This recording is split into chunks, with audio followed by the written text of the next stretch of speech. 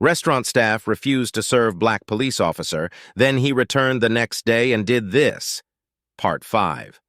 So he kept his frustration to himself and asked the counter girl what they currently had. They could work out something from there.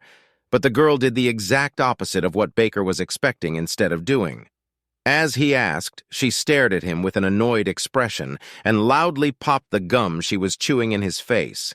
By now, Baker had had enough. The attendant's poor attitude and the lack of the food he wanted were getting a bit too much for him. He had to speak his mind, looking at the girl calmly but sternly. Baker asked her if he could speak to the manager normally.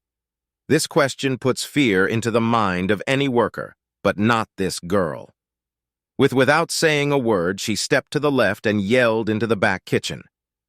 When she got no response, she yelled again. She then returned her blank gaze to Baker as a middle-aged woman came out of the back door in response to her call.